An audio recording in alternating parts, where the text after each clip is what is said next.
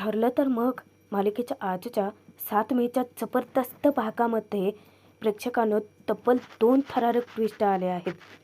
म्हणजे सुरुवातीला होतं असं की आनंदीने फोन करून सायलीला सावध केलेलं असतं. प्रिया नक्की कुठल्या वृद्धाश्रमात आहे हे नंदिनी शोधून काढते आणि स्वतःच्याच खऱ्या आईबापाला प्रिया आता विष देऊन मारणार इतक्यात नंदिनी तिथे जबरदस्त एंट्री घेते. स्वतः नंदिनीने प्रियाचं थोबाड बोलून तिला पोलिसांच्या ताब्यात दिलं आहे. प्रियाची सगळी पापं सगळे गुन्हे आता सुभेदारांच्या समोर उघड होतात आणि प्रियासाठी आता ती रात्र वैरेची आहे. त्यातच शांता मावशीच्या खुनाचे जे पुरावे प्रियाने लपवले होते पूर्णाचीच्या खोलीत ते नेमके सायलीच्या हाती लागलेत आणि सोबतच आता प्रिया खरी तन्वी नाही आहे याचा DNA रिपोर्टसुद्धा मिळाला आहे. म्हणजे प्रियाचे आता चहूबाजूने संकटाने वेळच घातलाय. स्वतः फरफटत प्रियाला घराबाहेर फेकून सायली तिला पोलिसांच्या स्वाधीन करणार आहे. त्याच आधी प्रिया पसार होऊन आता पनवेल सोडून जाण्याचा प्लॅन रचते खरा, पण तो पण प्लॅन तिचा सपशेल फेल ठरतो. कारण सायलीच्या मदतीला आल्यात रमा आणि मंजिरी. त्या दोघीही प्रियाला बेडीच पकडतात. पण आता हे सगळे ट्विस्ट नक्की घडतायत तरी कसे, प्रियाची पापं उघड होत आहेत कशी आणि खरी तन्वी नाही आहे हे सत्य समजतात. सुभेदार किल्लेदार आता प्रियाच्या बाबतीत काय निर्णय घेतील. अर्थात प्रियाला शिक्षा होणारच आहे, पण कुठलीही बघूयात. त्यासाठी हा भाग ही व्हिडिओ तुम्हाला शेवटपर्यंत जरूर बघावे लागेल प्रेक्षकांनो. प्रियाने सदा महिन्याला नक्की कुठे गायब केलं असावं याचा विचार सायली करत असतानाच देवकृपेने वेळेवरती आनंदीचा फोन येतो. आनंदी सायलीला काहीतरी महत्त्वाचं सांगायचं असं म्हणते आणि नक्की काय घडलं, तिने काय ऐकलं ते सगळं काही ती सायलीच्या कानावर घालते. सायलीच्या आनंदाचा पारावर उरत नाही. आनंदीचे आभार मानते की खरंच आनंदी तू खूप मोठं काम केलं आहे. अर्जुनही तिचं कौतुकच करतो. तो विचारतो की बरं आसपास काय आहे असं एखादं ठिकाण जी खून तू आम्हाला सांगू शकशील. तेव्हा तेथूनच एक माणूस जात असतो. आनंदी त्याला तिथल्या एरियाबद्दल विचारते तर तो तिच्या पाठीमागे बरोबर वृद्धाश्रम असल्याचं सांगतो आणि आनंदी सायलीला वृद्धाश्रमाच्या ठिकाणी तो माणूस त्या दोघांना घेऊन गेल्याचं सांगते. तेव्हा सायलीला आनंदीचं खूपच कौतुक असतं. अगं एखाद्या डोळस माणसाला सुद्धा जमलं नसतं इतकं मोठं काम केलंय तू. अगं खरं तर प्रिया नक्की पुढे काय करणार आहे आम्हाला माहितीच नव्हतं, पण तू तर डायरेक्ट उत्तरच आमच्या समोर आणून सोडलेत. अर्जुनही ती आनंदीचं कौतुक करतो की तुझ्यामुळे आम्हाला खरंच खूप मदत झाली आहे. आता पुढे काय करायचं ते आम्ही बघू. सायली परत एकदा आनंदीचे आभार मानते. तेव्हा आनंदी म्हणते की त्या प्रियाने खूप सारी पापं केली आहेत, आता तिला शिक्षा मिळायला हवे. तेव्हा सायली तिला सांगते की हो आम्ही तिला तिच्या गुन्ह्यांची शिक्षा देणारच आहोत आनंदी. आता पुढे काय होत आहे ते मी तुला कळवेनच. इतक्यातच फोन ठेवता क्षणी विमल येऊन सांगते प्रिया घराबाहेर पडल्याचं. सायली अर्जुनला अजून एका गोष्टीचं टेन्शन असतं, पण ते वृद्धाश्रम नक्की आहे तरी कुठलं ते शोधायचं आणि ते काम फक्त एकच व्यक्ती करू शकते. तेव्हा सायलीची ट्यूब पेटते आणि सायली फोन करते ते म्हणजे नंदिनीला. नंदिनीला नवल वाटतं की अचानक सायलीचा फोन कसा आला असेल. फोन रिसीव करून ती विचारते की बोल सायली. तेव्हा सायली मदत मागते की नंदिनी मला एका गोष्टीसाठी तुझी मदत हवी आहे. आमच्या ओळखीची 2 माणसं आहेत सदा आणि मैना, त्या दोघांचाही जीव धोक्यात आहे. ते कुठल्या तरी एका वृद्धाश्रमात आहेत आणि आम्हाला ते वृद्धाश्रम नक्की कुठला आहे तेच सांगायचं आहे. तिथे कुठले तरी दगडी पिंड होती, नंतर मंदिर आणि भजाचा स्टॉल वगैरे आहे जवळपास. हे बघ नंदिनी, ते दोघे कुठे आहेत हे कळणं जास्त महत्त्वाचं आहे, नाहीतर प्रिया त्या दोघांनाही मारून टाकेल. तेव्हा नंदिनीचाही तीव्र संताप होतो की जगात इतकी क्रूर माणसं कशी काय असू शकतात.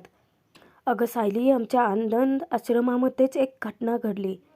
अगं एका मुलाने त्याच्या जन्मदात्या आईवडिलांनाच स्लो पॉयझनिंग करण्याचा प्रयत्न केला. का तर ते दोघंही वृद्धाश्रमात राहायला नको म्हणालेत म्हणून. अगं विचार कर, जर जन्मदात्या आईवडिलांची अशी अवस्था असेल तर मग ती प्रिया तर कधीच कोणाची नाही आहे. सायली खूपच पोटतिडकीने विनंती करते की नंदिनी तू माझी मदत करशील ना, त्यांच्या दोघांचाही जीव वाचवशील ना. तेव्हा नंदिनी सांगते की सायली अगं काळजी करू नकोस, तू सांगितलेल्या खुनांवरून ते आश्रम शोधणं माझ्यासाठी इतकंही कठीण नाही आहे. वृद्धाश्रमात सदा महिना दोघेही असतात, थोडेसे अस्वस्थ. अचानक अर्जुन सायलीने त्यांना तिथे शिफ्ट का केलं असेल हा विचार करत असतात. तेव्हाच एक आजी तिथे येते आणि आजी त्या दोघांनाही सांगते, आता थोड्याच वेळात डॉक्टर येतील तुमचं चेकअप करण्यासाठी. तुमच्या जर काही आधीच्या गोळ्या औषधं वगैरे असतील तर ते डॉक्टरांना दाखवा आणि जर तुम्हाला काही बदलून हवं असेल तर ते तुम्ही डॉक्टरांकडून घ्या. त्यावर मैना विचारते की अहो कशाला? नाही म्हणजे आम्हाला काही झालेलं नाही आहे, यांना थोडीशी धाप लागते इतकंच. इतक्यात आजीसमोर बघते आणि सांगते की ते बघा डॉक्टर आले सुद्धा. प्रिया तिच्या माणसाला घेऊन तिथे हजर होते, तेही एका वेगळ्या वेषांतरामध्ये. चेहरा दोघांनाही लपवलेला असतो. दोघेही जेव्हा सदा महिन्याच्या पुढ्यात जाऊन थांबतात, आता त्या माणसाला इतकी भीती वाटत असते, तो आपल्या कपाळावरचा घाम टिपतो. तेव्हा प्रिया त्याला धीर देते की घाबरू नका, डॉक्टर आहात ना, घाबरू नका, चेकअप करा चेकअप. ती खुणावते, पुढे काय करायचं आहे ते सांगते आणि डॉक्टरांना ती स्टूल नेऊन देते. आता तो त्याच्यावरती बसतो आणि सदा महिन्याचं पूर्ण बॉडी चेकअप चालू होतं. तो त्या दोघांचेही डोळे वगैरे चेक करतो, त्यानंतर हाताची बोटं चेक करतो, श्वास घ्यायला लावून उगाचच आपलं चेक करण्याचं एक वरवरचं नाटक चालू असतं त्यांचं. पण का कोण जाणे, मैनावतीला एक वेगळीच खुणखुणी लागते. मैनावती सतत प्रियाकडे डुंकून बघत असते आणि प्रिया तिच्यापासून आपला चेहरा लपवण्याचा प्रयत्न करते. प्रिया मनातच विचार करते की सदा आणि मैना, आता तुम्ही तुमचे शेवटच्या घटका मोजायला सुरुवात करा. पण प्रियाचा हा ढव आता फसणार असतोच. उलट प्रियाच्या पापांचा खडाही भरलाय. इकडे सायली इतकी अस्वस्थ असते, तिला राहवतच नाही. सायली अर्जुनला सांगते की मला खात्रीच आहे प्रिया त्या विषाचा प्रयोग ना नक्कीच सदा आणि मैनावरतीच करणार असेल. नंदिनी यव्हाना तिथे पोचायला हवी होती, पोहोचली असेल का नसेल. अर्जुनलाही कळत नसतं की तिथे नक्की काय घडलं असेल. सायली म्हणते की हे बघा मला राहवत नाही आहे, मी नंदिनीला पटकन फोन करते. सायली फोनवर विचारते की नंदिनी तू वृद्धाश्रमात पोहोचली आहेस का गं? तेव्हा नंदिनी सांगते की अगं ते वृद्धाश्रम नक्की कुठे आहे ते मला कळले, आता थोड्या वेळातच पोहोचेन मी.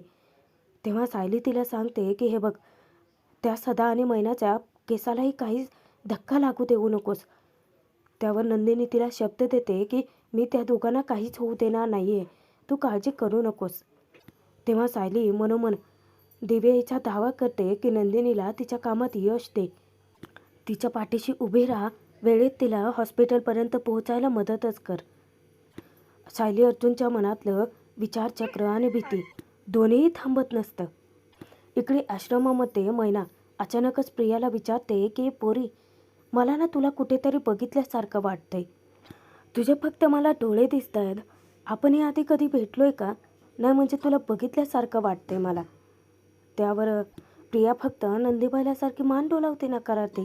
तेव्हा तो खोटारडा डॉक्टर प्रियाचा माणूस सदा महिन्याला सांगतो की तुमच्या रक्तात हिमोग्लोबिनची कमी आहे, त्यामुळे तुम्हाला ना एक एक इंजेक्शन देण्यात येईल. त्यावर त्या दोघांचीही घाबरगुंडी उडते. दोघेही सांगतात की अहो डॉक्टर, आम्हाला काय इंजेक्शनची गरज आहे. सदा म्हणतो की अहो इंजेक्शनच्या ऐवजी गोळ्या औषधं दिली तर चालेलच. मैना सांगते की आम्हाला तसं बी काही झालेलं नाही आहे.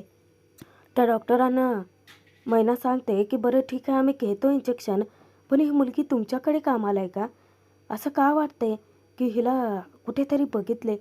मैनाची बडबड काही थांबत नसते आणि प्रियाची धोक्याची घंटा वाढलेली दिसते. म्हणूनच प्रिया विचार करते की या मैनाला ना पटकन इंजेक्शन देऊन कलटी मारायला हवे. तिकडे नंदिनीचा श्वासही वाढलेले असतात, हृदयाचे ठोकेही वाढलेले असतात.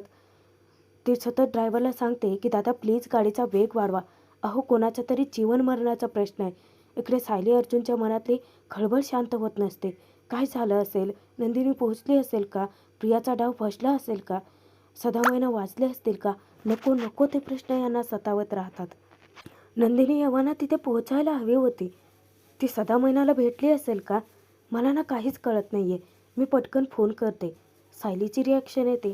तेव्हा अर्जुन समजावतो की नाही नाही नाही नाही, नंदिनीवरती आपण खूप मोठी जबाबदारी टाकली, तिला असं मध्येच डिस्टर्ब करून नाही चालणार आहे, आपल्याला थोडा वेळ वाट बघावी लागेल. तेव्हा सायली थोडीशी शांत होते. इकडे वृद्धाश्रमामध्ये आता सदा महिन्याला इंजेक्शन लागणारच असतं. मैनावती घाबरते.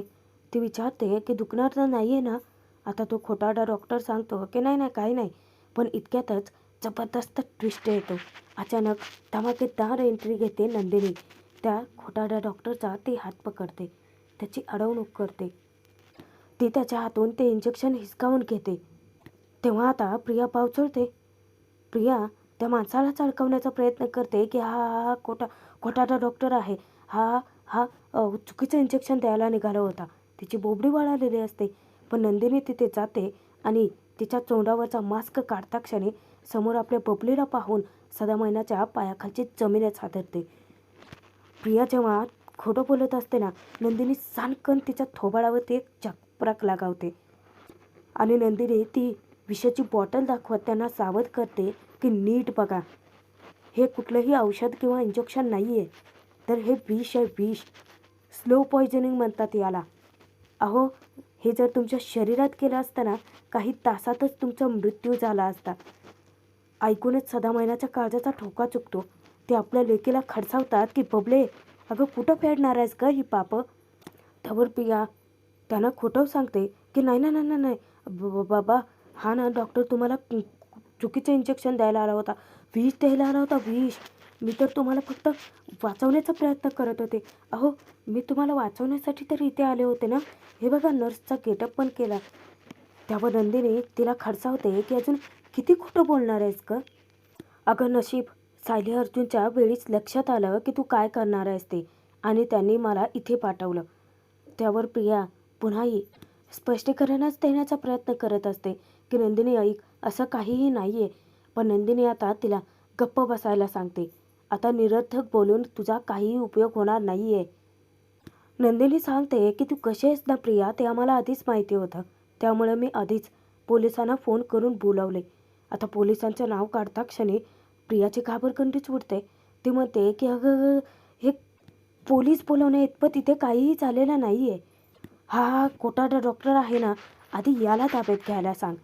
अगं, मी नर्सच्या वेशात जरी आले असेल ना, तरी पण माझा हेतू वाईट नव्हता. त्यावर नंदिनी तिला फटकारते. तू श्वास जरी घेतलास ना प्रिया, तरीही तुझा हेतू चांगला कधी असूच शकत नाही अगं.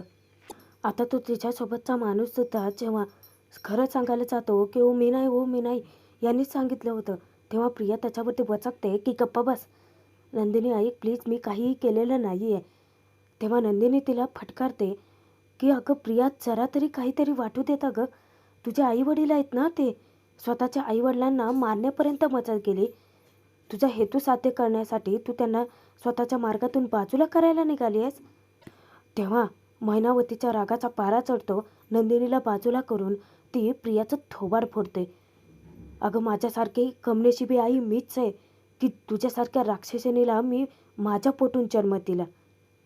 इतक्यातच आता पोलिसांची एंट्री होते. तेव्हा नंदिनी पोलीस येता क्षणी पोलिसांना प्रियाला ताब्यात घ्यायला सांगते. हिने स्वतःच्या आईवडिलांना मारण्याचा प्रयत्न केलाय. त्यावर आता पोलीस प्रियाला अटक करणार असतात, पण एक अडचण येते. इन्स्पेक्टर सांगतात की एक लीगल बॅरियर आहे. आता 6 वाजून गेले आहेत आणि म्हणून आम्ही यांना अटक करू शकत नाहीत. नंदिनी विचारते की अटेम्प्ट टू मर्डर आहे, तरीसुद्धा नाही. इन्स्पेक्टर सांगतात की आम्हाला मॅजिस्ट्रेटची परवानगी घ्यावी लागेल. तेव्हा नंदिनी पटकन अर्जुनला फोन करते. अर्जुन सायलीला सांगतो की नंदिनीचा फोन आहे आणि तो पटकन फोन स्पीकरवरती टाकतो. आता नंदिनी जेव्हा सांगते की ती वेळेत पोहोचली आणि प्रियाला तिने थांबवलं, तेव्हा कुठे त्याच्या जीवात जीव येतो. पण अर्जुनला ती सांगते की मी इन्स्पेक्टरांना सुद्धा बोलवलं, एक अडचण आहे. 6 वाजून गेले, त्यामुळे प्रियाला अटक होऊ शकत नाही. इन्स्पेक्टर म्हणतायत की मॅजिस्ट्रेटची परवानगी लागेल. तेव्हा अर्जुन 1 मिनिटासाठी थांबवतो आणि तो वरच्या अधिकाऱ्यांना फोन लावतो. पण तिथे पण एक खूप मोठा प्रॉब्लेम होतो. अर्जुन रिक्वेस्ट करतो एका मुलीला अटक करण्यासाठी, पण ते नेमके त्यांच्या मुलीच्या लग्नात असतात. अर्जुन फोन ठेवतो आणि नंदिनीला नंतर कॉल करतो. नंदिनीने फोन स्पीकरवरती ठेवलेला असतो. अर्जुन तिला सांगतो की सध्या तरी प्रियाला अटक करता येणार नाही आहे. पण नंदिनी विचारते की आता काय करू शकतो आपण. अर्जुन ताकीद देतो की हे बघ नंदिनी, तिथे पोलीस कॉन्स्टेबल असतील, त्यांना सांग की सदामयना यांच्या केसालाही धक्का लागता कामा नये. 2 कॉन्स्टेबल त्यांच्यासोबतच असायला हवेत. त्यांना काहीही होता कामा नये आणि प्रियावरती पूर्ण नजर ठेवायला सांग. सायली नंदिनीचे आभार मानते की थँक्यू, तू वेळेवरती पोहोचलीत आणि अनर्थ टाळलात. तेव्हा नंदिनी सांगते की सायली, अगं मी अशा कितीतरी केसेस बघितल्या आहेत की ज्यात मुलांनी स्वतःच्या आईवडिलांचा छळ केला आहे. अगं ते काहींनी तर स्लो पॉयझनिंगसुद्धा केलं आहे. पण प्रिया तर त्यांच्या पार वरताड निघाली. सदा अर्जुनचे आभार मानतो की अर्जुनराव, पुन्हा एकदा तुम्ही आमचा जीव वाचवलात. तेव्हा अर्जुन सांगतो की तुम्ही आता पोलिसांसोबत जा आणि 2 कॉन्स्टेबल तुमच्यासोबत असतीलच. तेव्हा सदा मैना नंदिनीचे हात जोडून आभार मानतात आणि पोलिसांसोबत निघून जातात. आता नंदिनी इन्स्पेक्टरांना सुद्धा ताकीद देते की हे बघा, तुम्ही प्रियावरती कडक नजर ठेवा, नाहीतर आमची सगळी मेहनत वाया जाईल. त्यावर प्रिया नंदिनीवरतीच चिडचिड करते की नंदिनी, मी काहीही केलं नसताना तू पोलिसांना का बोलवलं तिथे? त्यावर प्रियाला विचारते नंदिनी की काहीही केलं नसताना? अगं प्रिया, तुझ्या गुन्ह्यांची जर यादी वाचायला काढली ना तर दिवससुद्धा अपुरा पडेल. अगं आई वडील देवाच्या जागी असतात ग. अगं त्यांच्यामुळे तर आपल्याला आयुष्याची देणगी मिळालेली असते आणि तू त्यांनाच मारायला निघालीस. आनंदीचा अचानकच नंदिनीला फोन येतो. आनंदी विचारते की आताच मला सायलीताईकडून कळलं की प्रियाने स्वतःच्याच आईबापाचा जीव घेण्याचा प्रयत्न केला होता. अशा मुलींना खरंच कुठल्याच आईवडिलांच्या पोटी जन्माला येऊच नाहीत. हे बघ नंदिनीताई, तू अजिबात तिला सोडू नकोस आणि माझ्या वतीने सुद्धा जोरदार तिला कानाखाली मार. त्यावर प्रिया इतकी चवताळते. नंदिनी तिला सांगते की तुझ्या वतीने कानाखाली मारण्याचं काम मी आनंदाने करेन. फोन ठेवता क्षणी नंदिनी पुन्हा प्रियाच्या थोबाडावरती एक जोरदार चपराक लगावते, ही आनंदीकडून. तेव्हा इन्स्पेक्टर तिला बजावतात की तुझ्यावरती जरी कारवाई होत नसली तरी पण तू आता आमच्या कचाट्यातून सुटून जाऊ शकत नाही. नंदिनी तिला खडसावते की प्रिया, तुझ्या पापांचा घडा आता भरत आलाय आणि याच्यामध्ये तुला शिक्षा देताना मला खारीचा वाटा उचलता आला यातच माझं समाधान आहे. इन्स्पेक्टर आता प्रियाला फरफटत तिथून घेऊन जातात.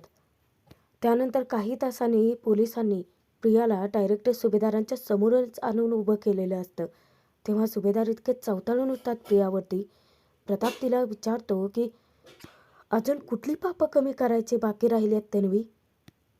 अगं सुभेदारांच्या घरात आजपर्यंत जे काही वाईट घडलंय ना त्या सगळ्याला फक्त तू आणि तूच जबाबदार आहेस. कल्पनासुद्धा तिला धारेवर धरते की तू ना सुभेदार आणि किल्लेदार घराण्याला लागलेला काही काळीम आहेस.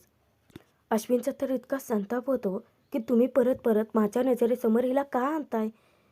ह्या मुलीला इथे आणण्यापेक्षा तुम्ही पोलीस स्टेशनमध्ये डायरेक्ट का नाही घेऊन गेलात? मला हिचं तोंडही बघायचं नाही आहे. तेव्हा अर्जुन सांगतो की काही टेक्निकल प्रॉब्लेममुळे हिला आज जेलमध्ये नाही पाठवू शकत, पण उद्या ही जेलमध्ये नक्की जाईल. अस्मिता म्हणते की हिला ना हिच्या पापांची सजा, ही जन्मठेप जरी दिले ना तरीसुद्धा ती कमीच आहे. त्यावर प्रिया आता पुन्हा हातापाया पडते. पुन्हा गयावया करून भिका मागायला लागते सुभेदारांकडे. सायली प्रियाला जाब विचारते की आता गयावया करून काय उपयोग आहे प्रिया? तुझ्या पापांचा घडा तर केव्हाच भरलाय. अर्जुन तिला सांगतो की आता तुला तिच्या सगळ्या गुन्ह्यांची शिक्षा मिळणारच आहे. प्रिया सुधरेल ती प्रिया कसली यार? म्हणजे तरीही ती भिकाच मागते. अजूनही तिला अपेक्षा आहे की सुभेदारांनी तिच्यावरती दया करावी, तिच्या चुका पोटात घालून घ्याव्या. म्हणजे इतकं बेअक्कल कसं असू शकतं कोणी? मी काय करू? घरातली व्यक्ती चुकली तरीसुद्धा घरातल्यांनी समजून घ्यायला हवं आहे ना? प्रिया ती चूक नाही आहे. अगं बाई गुन्हा आहे तो आणि तू सुभेदारांना गुन्हा पोटात घालायला सांगते. अजून वर तोंड करून ती सुभेदारांना हे विचारते की मी काय करू? मी तुमच्यासमोर लोटांगण घालू का? सायली अर्जुन वैतागून एकमेकांकडे बघतात. काय करायचं आहे प्रियाचं? तेव्हा सायली प्रियाला सांगते की मी तुला शेवटपर्यंत सांगत आले होते की सुधार, अजूनही वेळ गेलेली नाही आहे प्रिया, तू सुधार. पण तू शेवटपर्यंत तशीच वागत राहिली. हो, शेवटपर्यंत. कारण आज हे पोलीस रात्रभर इथे तैनात असतील तुझ्यावरती नजर ठेवून आणि मग उद्या तुला अटक होईलच. अर्जुनही इन्स्पेक्टरांना ताकीद देतो की लक्ष ठेवा हिच्यावरती, कारण आज या घरात हिची शेवटची रात्र आहे. ऐकूनच आता प्रियाच्या पायाखालची जमीन सरकते.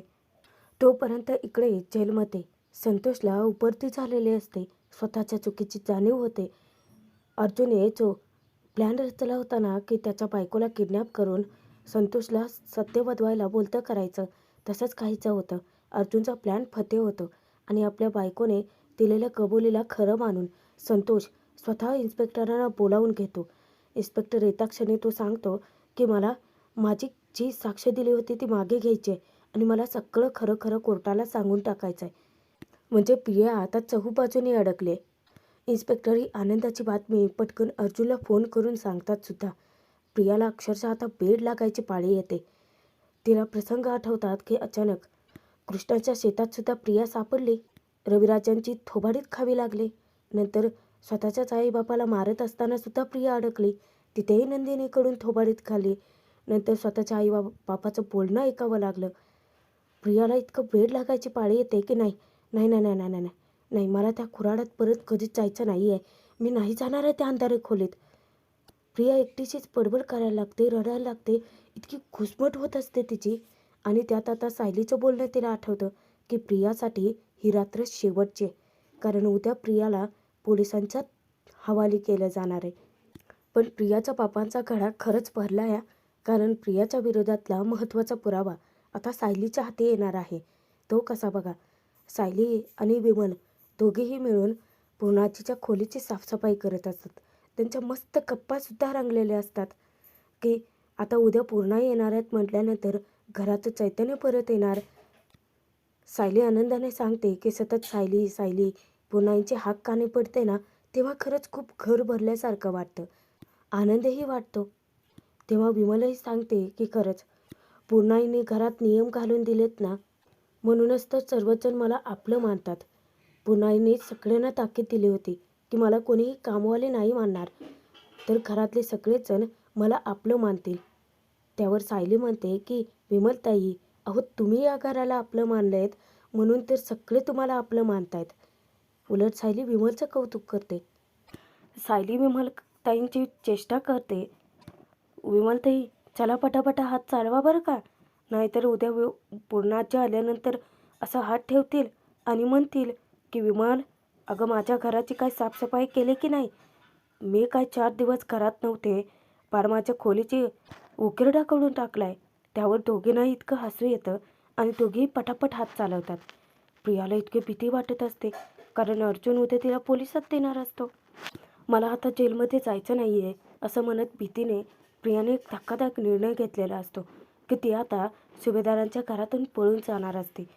जर आता सायलीच्या हाती DNA रिपोर्ट लागले तर मग तर माझं सगळंच संपलं. आणि प्रिया पटापट आता आपले कपडे जे आहेत ते बॅगेत भरायला घेते. प्रिया आपली पर्स चेक करते तर पर्समध्ये पुरेसे पैसेसुद्धा शिल्लक नसतात. प्रिया अक्षरशः रडकुंडीला येते. आता जर मला कोणाची मदत घ्यावी लागली तर कसे पैसे पाठवणार आहे मी. माझ्याकडे फारसे कॅश पण नाही आहे. पण नाही, मला आता निघून जावं लागेल. आता एकदा का सगळे सुभेदार लोक झोपले की पोलिसांची नजर चुकून मी इथून पळून जाते. प्रियाचा प्लॅन ठरतो. तोपर्यंत प्रियाच्या विरोधात इकडे महत्त्वाचे पुरावे हाती लागतात सायलीच्या. विमल साफसफाई करत असताना आता त्या पिलरच्या मागे तिला कसली तरी पिशवी सापडते. त्याच्यातून खूप घाण असा वास येत असतो. विमल ती पिशवी घेऊन सायलीकडे येते.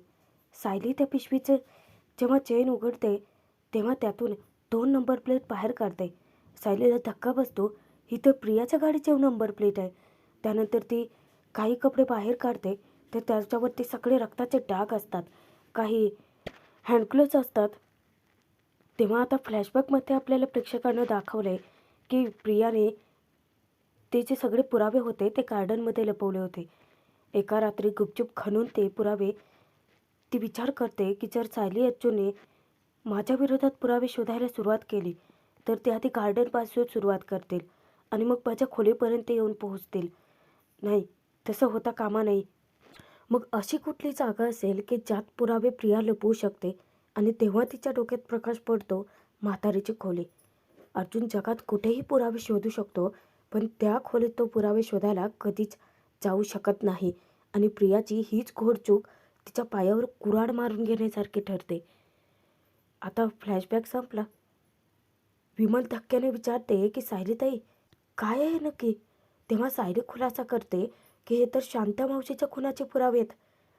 विमल धक्क्याने विचारते की काय, पण मग सगळ्या जागा सोडून पूर्णांच्याच खोलीत हे पुरावे का लपवले गेले असतील. आपण तर गेले कित्येक दिवस या खोलीतही आलो नाही आहेत. खोलीही खूप दिवस झालं बंद आहे. त्यावर सायलीला सगळं कळून चुकतं की ज्या कोणी व्यक्तीने हे पुरावे इथे लपवलेत ना, ती व्यक्ती खूप हुशार आहे विमलताई. त्यांना माहिती होतं की ही खोली कोणीही उघडणार नाही आहे आणि आम्ही जर पुरावे शोधायला गेलो तर घराच्या बाहेर शोधू, घराच्या आत नाही आणि खास करून तर पूर्णाजीच्या खोलीत तर नाहीच नाही. पण त्या व्यक्तीचं नशीब खूपच वाईट होतं विमलताई आणि म्हणूनच ती व्यक्ती आता अडकली आणि हे शांतामावशीचे पुरावे आपल्याला सापडलेत. मनातच सायली विचार करते की प्रिया, आता तुला कोणीही सोडणार नाही. प्रेक्षकांनो, भाग जरी संपला असला तरीसुद्धा आता पुढे मोठा ट्विस्ट आला आहे. प्रिया प्रिया पोलिसांच्या हातावर तुरी देऊन घरातून पळून जाते. पण तिचे नशीब खरंच वाईट आहे, कारण प्रियाला पळून जात असतानाच नेमकं मंजिरी पकडते आणि मध्यरात्री मंजिरी सायलीला फोन करून सावध करते की प्रिया घरातून पळाली आहे, म्हणजे पनवेल सोडून जाण्याचा तिचा प्लॅन आहे. तर तेव्हा सायली पटकन तिच्या दुसऱ्या मैत्रिणीला फोन करते, ते म्हणजे रमाला, आणि रमाला ती अडवून ठेवायला सांगते. तेव्हा रमा सायलीला शब्द देते की तू काळजी करू नकोस, आता 2 वाघिणी मिळून एका उंदराला पकडू, म्हणजे प्रियाची आता काहीच धडकत नाही आहे म्हणावं लागेल. प्रेक्षकांनो, भाग कसा वाटतोय ते कमेंट करून कळवा. आणि आता इथून पुढचे भाग तर खूपच इंटरेस्टिंग होत जाणार आहेत. प्रियाचे सगळी पापं उघडकीत होणार आहेत. त्यात आता प्रिया तन्वीच नाही आहे हे सिद्ध होणार आहे. मग सायली खरी तन्वी आहे हे पण कसं सिद्ध होतं आहे, तो प्रवास पाहणार आहोत आपल्या चॅनलवरती आणि त्यासाठी सबस्क्राईब करून ठेवा.